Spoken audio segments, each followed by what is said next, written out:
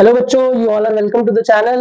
बच्चों, आज हम class 11th maths sets chapter की एक्सरसाइज 1.5 के सारे एनसीईआरटी क्वेश्चन कवर करेंगे। मैंने लास्ट लेक्चर में इसका इंट्रो दे दिया है, जिसमें सारे कंसेप्ट जो इसमें यूज होने वाले हैं वो मैं समझा चुका हूँ। तो सजेस्टेड यही है कि आप लोग एक्सरसाइज के क्वेश्चन देखने से पहले पहले वो कंसेप्ट सारे समझ लो, तो एक्सरसाइज के क्वेश्चन समझना आप लोगों के लिए बड़ा आसान हो जाएगा। तो चलते हैं, आज हम देखते हैं एक्सरसाइज 1.5 के सारे एनसीईआरटी क्वेश्चन। एक एक क्वेश्चन करेंगे आज। तो बच्चों, ये है आपकी एक्सरसाइज 1.5 एनसीईआरटी की। इसमें टोटल 7 क्वेश्चन है। हम एक एक करके सारे क्वेश्चन को समझेंगे और देखेंगे। ठीक है, तो सबसे पहले चलते हैं हम फर्स्ट क्वेश्चन पे। क्वेश्चन नंबर 1 कहता है कि आपको एक यूनिवर्सल सेट दिया है, दैट इज 1 to 9 तक, और एक ए नाम की सेट दी हुई है, एक बी नाम की सेट दी हुई है और एक सी नाम की सेट दी हुई है। फर्स्ट पार्ट है, आपसे बोला है ए कॉम्प्लीमेंट बताओ, दैट इज ए का कॉम्प्लीमेंट। तो सिंपल सी बात है, जब भी हम कॉम्प्लीमेंट निकालते थे बच्चों, तो क्या करते थे, मैंने क्या बोला था कि ए कॉम्प्लीमेंट अगर आपको निकालना है तो आप ए के वो एलिमेंट देखो, ए के वो एलिमेंट देखो यूनिवर्सल सेट में जो ए में तो प्रेजेंट हो, बट मतलब जो यूनिवर्सल सेट में तो प्रेजेंट हो बट ए में ना प्रेजेंट हो। ए कॉम्प्लीमेंट मतलब ए का ऑपोजिट। आप इसे शॉर्ट फॉर्म में यू माइनस ए भी लिख सकते हो। मतलब यूनिवर्सल सेट में से अगर आप ए को माइनस कर दो तो ऑटोमेटिकली आपको ए का कॉम्प्लीमेंट मिल जाएगा।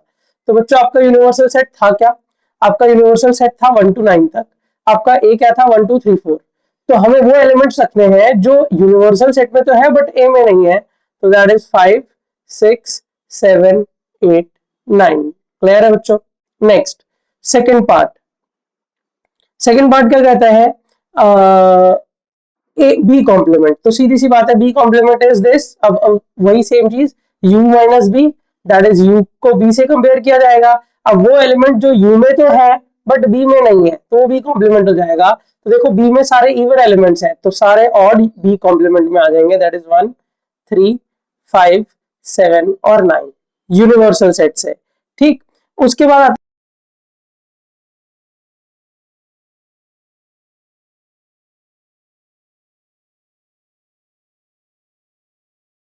सी में कैसे निकालूंगा? मैं पहले ए यूनियन सी निकाल लेता हूँ।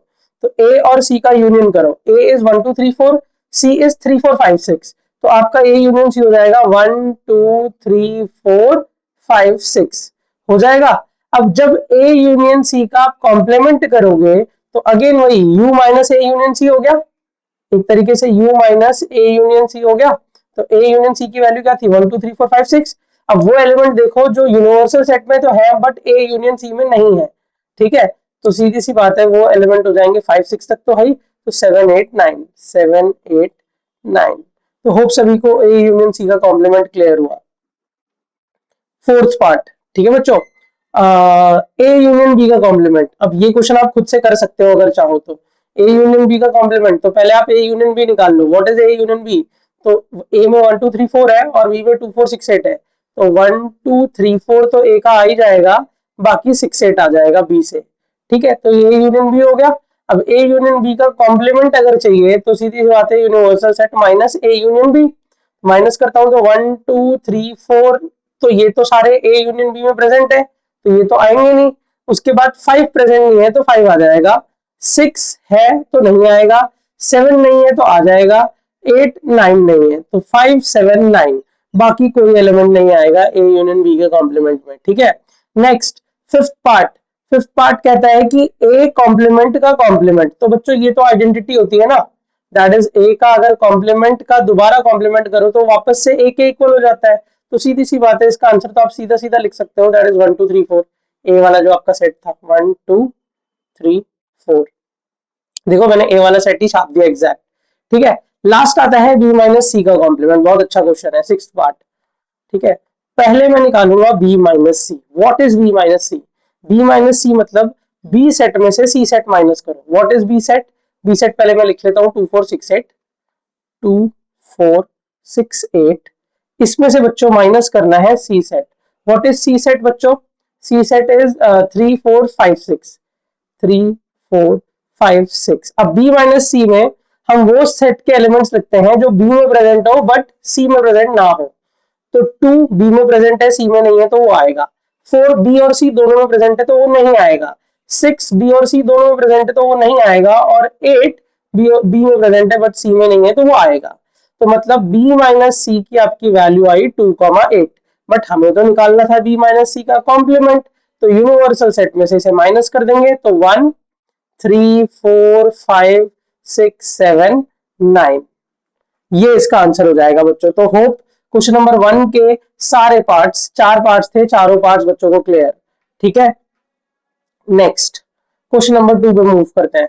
अगेन, अगर U A B C D E F G है तो find the complement of the following set. बच्चों तो ये क्वेश्चन मैं नहीं करा रहा, ये क्वेश्चन खुद करना आप लोग, आप समझ गए हो। आपको ए कॉम्प्लीमेंट निकालना है फर्स्ट पार्ट में, सेकेंड पार्ट में बी कॉम्प्लीमेंट निकालना है, थर्ड पार्ट में सी कॉम्प्लीमेंट निकालना है, और फोर्थ पार्ट में डी कॉम्प्लीमेंट निकालना है। खुद से करो ये क्वेश्चन, कर लोगे, ठीक है।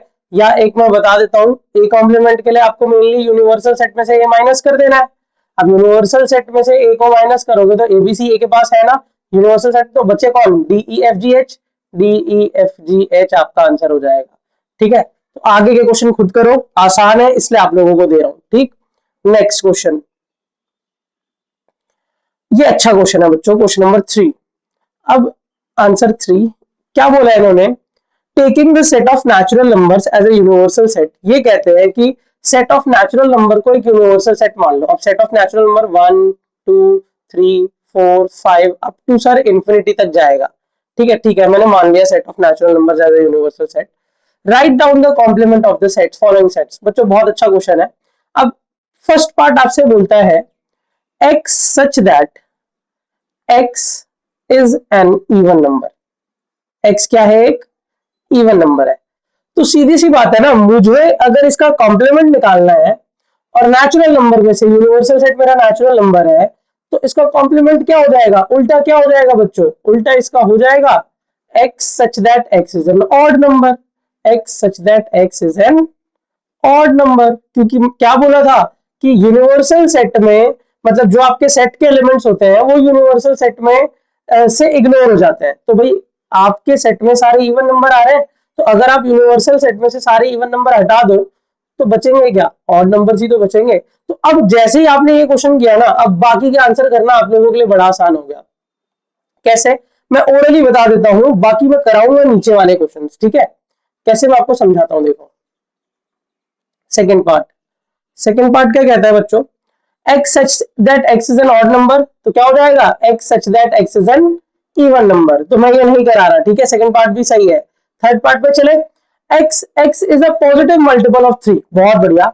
एक क्वेश्चन आता है जिसमें आपको दिया है x such that x is a positive multiple of 3, और ऑब्वियस है कि यूनिवर्सल सेट जब वो है नेचुरल नंबर्स का है, तो पॉजिटिव मल्टीपल ऑफ 3 ही रखेंगे, पॉजिटिव मल्टीपल ऑफ 3। तो आंसर हो जाएगा बच्चों x such that x is not a multiple of 3, not a positive multiple of 3, नहीं, not a multiple of 3, not a multiple of 3, and x belongs to natural number। वैसे इसकी जरूरत नहीं है, बट लिख दो, थोड़ा सा क्लियर हो जाएगी चीज, ठीक। नेक्स्ट फोर्थ पार्ट,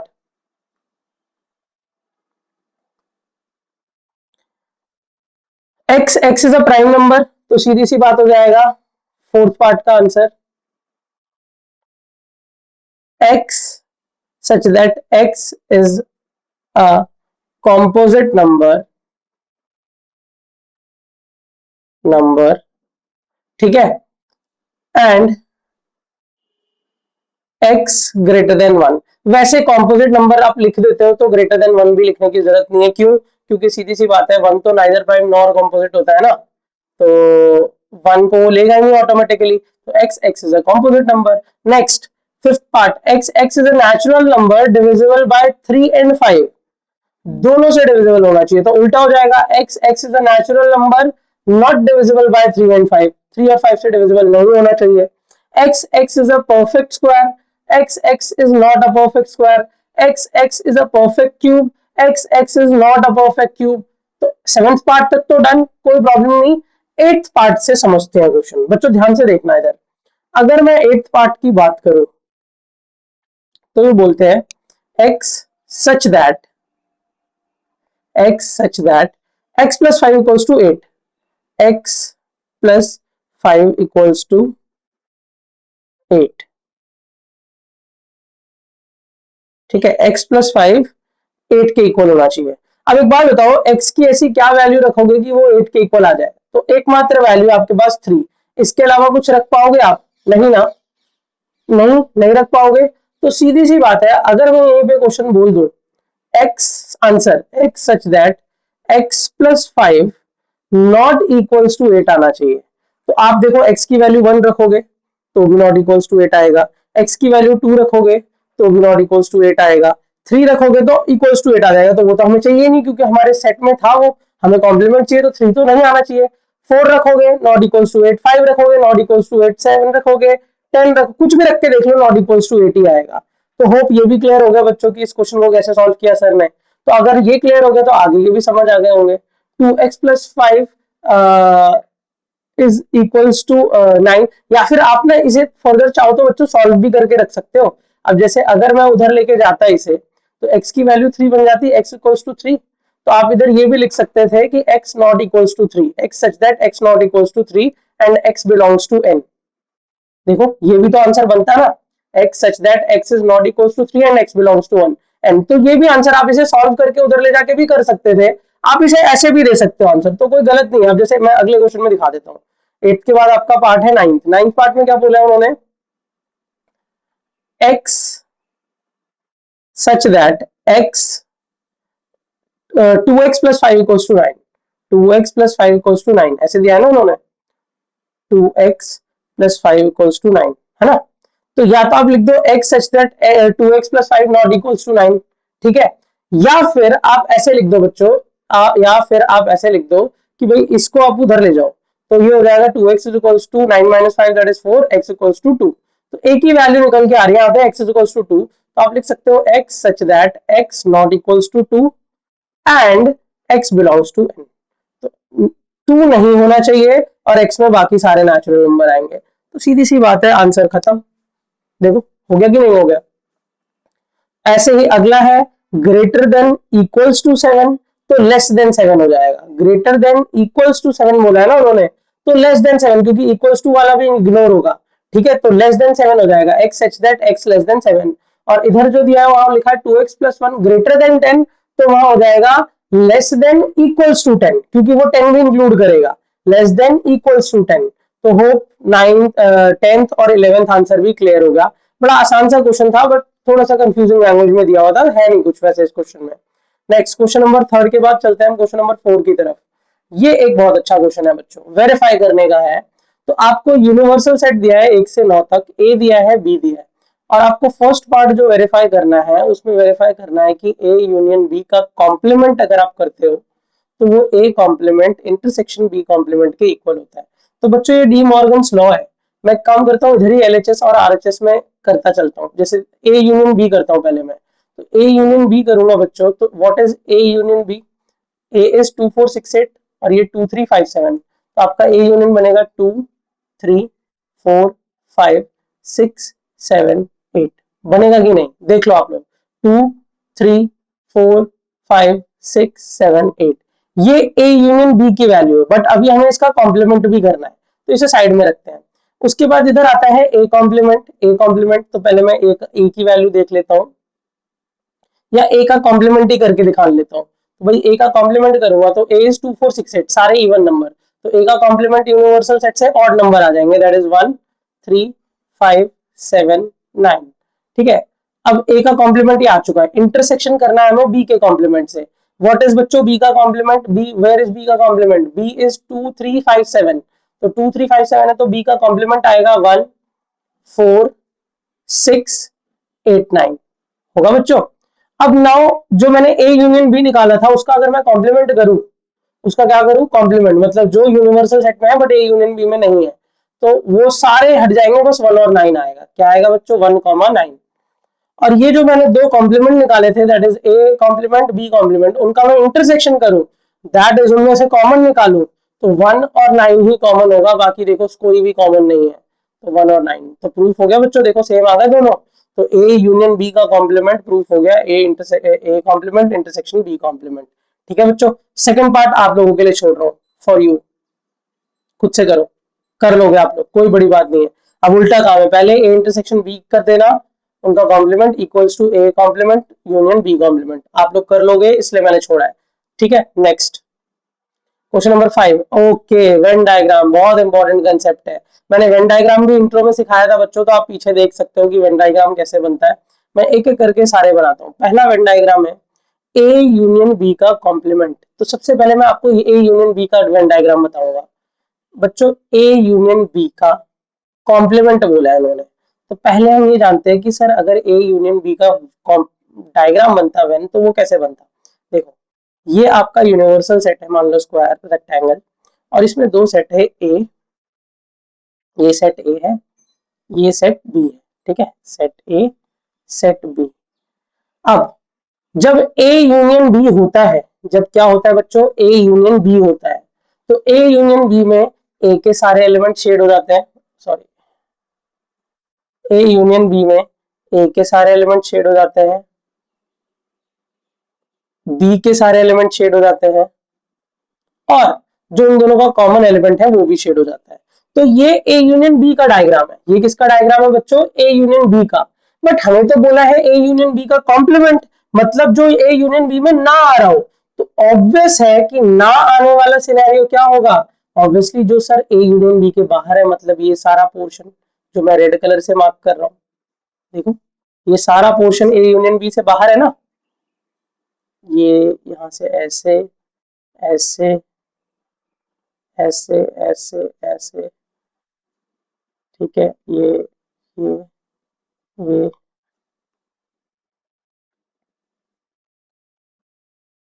ये सारा पोर्शन ए यूनियन बी से बाहर है।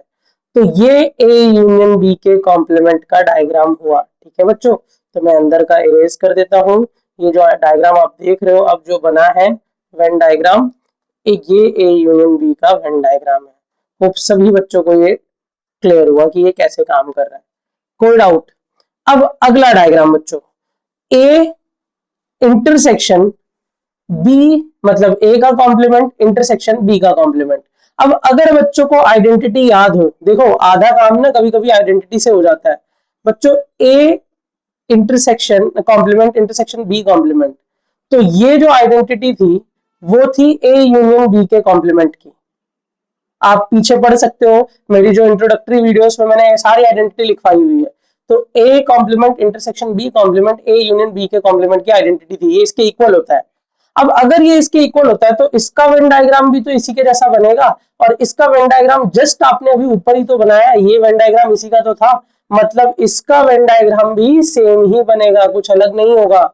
सेकेंड पार्ट का वेन डायग्राम भी सेम होगा बच्चों, एग्जैक्ट सेम जो ऊपर बना हुआ है। तो आपके फर्स्ट और सेकंड का आंसर यही था जो ऊपर बना हुआ है। ठीक है, अब चलते हैं थर्ड पार्ट की तरफ। थर्ड पार्ट का किस्सा थोड़ा सा अलग है। ये कहते हैं ए इंटरसेक्शन बी का होल कॉम्प्लीमेंट करो। ठीक है, तो पहले सर आप ए इंटरसेक्शन बी का जरा हमें डायग्राम बताओ कि अगर ए इंटरसेक्शन बी का वेन डायग्राम बनता तो कैसा बनता। तो ए इंटरसेक्शन बी मतलब कॉमन एलिमेंट्स कंटेन करता है। तो बच्चों ये रहा आपका यूनिवर्सल सेट, ये रहा आपका पहला सेट ए, ये आपका दूसरा सेट बी, ये ए है, ये बी है। और मैं आपको बता देता हूँ जो एलिमेंट्स कंटेन्ड होते हैं, जो एलिमेंट्स कंटेन होते हैं इंटरसेक्शन में, वो सिर्फ उन दोनों के कॉमन एलिमेंट्स होते हैं। That is this one is A intersection B. But हमें तो चाहिए ए इंटरसेक्शन बी का कॉम्प्लीमेंट, मतलब जो ए इंटरसेक्शन बी में ना आ रहा हो, जो ए इंटरसेक्शन बी में ना आ रहा हो। और ना आने वाला कौन सा पोर्शन है, यहां से शुरू होता है वो पोर्शन, और ये सब चीजें कवर करता है, सब चीजें, ये ऐसे। ठीक है, बट बस ये इंटरसेक्शन वाला पार्ट कवर नहीं करेगा। ठीक है, शेड कर देता हूँ, इसमें तो जाएगा।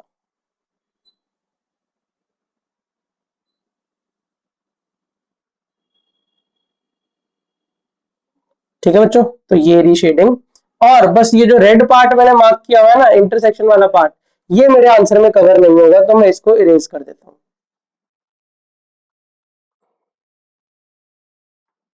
इरेज करना मुश्किल होगा, ठीक है, ऑलमोस्ट इरेज हो गया। तो होप सभी को समझ आया कि ए इंटरसेक्शन बी का कॉम्प्लीमेंट क्या होता है। और इसी की आइडेंटिटी होती है बच्चों, इसी की आइडेंटिटी होती है that is A complement union B complement. ठीक है, इसी की आइडेंटिटी। तो आपका फोर्थ पार्ट वही है, देखो।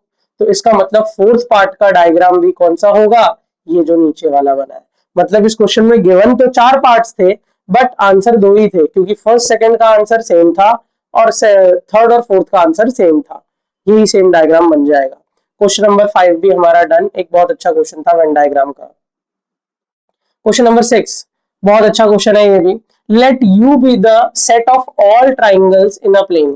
तो भाई मान लो यू एक सेट है, यू एक सेट है जिसमें ऑल ट्राइंगल्स हैं। अब ऑल ट्राइंगल में बच्चों right angle, obtuse, acute angle, isosceles, equilateral सब आ गए। मतलब जितने भी आज तक आपने ट्राइंगल्स पढ़े हैं, इस दुनिया के सारे ट्राइंगल्स यहाँ आ गए। ठीक है, if A is a set of all triangles, अब एक ए नाम की सेट है ऑल ट्राइंगल्स जिसमें कि सारे ट्राइंगल्स है with at least one angle different.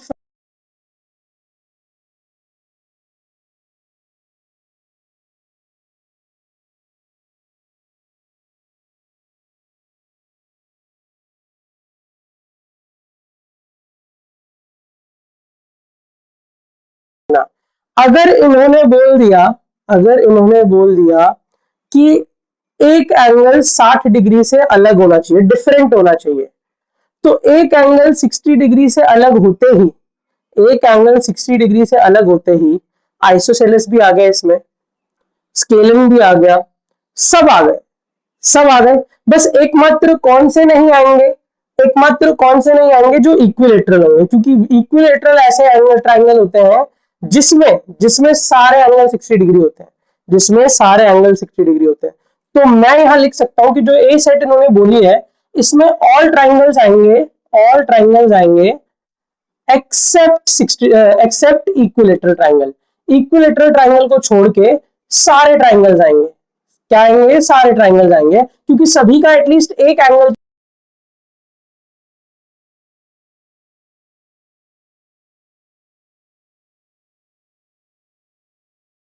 कैसे निकालेंगे। A complement will be, hello hello, तो ए कॉम्प्लीमेंट होगा बच्चों, क्या होगा, ए कॉम्प्लीमेंट होगा सेट ऑफ ऑल ट्राइंगल्स या equilateral triangles, set of all equilateral triangles. हो गया क्वेश्चन बच्चों, ये इस क्वेश्चन का आंसर था। ठीक है, मैं फिर से समझाता हूँ उस क्वेश्चन को। इन्होंने बोला था मान लो यू एक यूनिवर्सल सेट है जिसमें इस दुनिया के सारे ट्राइंगल्स हैं, हर टाइप, जो भी आपने बचपन से आज तक पढ़ा है, 6 to 10th 11th 12th जो जो भी पढ़ोगे आप, सब ट्राइंगल्स यू में पड़े हुए हैं। उसके बाद वो कहते हैं कि ए नाम की एक सेट है जिसमें ऐसे ट्राइंगल्स पड़े हैं जिसका एटलीस्ट एक एंगल तो 60 डिग्री से अलग है। तो इससे हमें एक बात कंफर्म हो गई कि इक्विलेटरल इसमें नहीं आ रहे, क्योंकि इक्विलेटरल ट्राइंगल के सारे एंगल 60 डिग्री होते हैं, तो बाकी सारे ट्राइंगल आ रहे हैं। तो सीधी सी बात है, जब ए कॉम्प्लीमेंट हम निकालने जाएंगे तो उसमें इक्विलेटरल ही आएंगे, क्योंकि ए का उल्टा होता है ए कॉम्प्लीमेंट।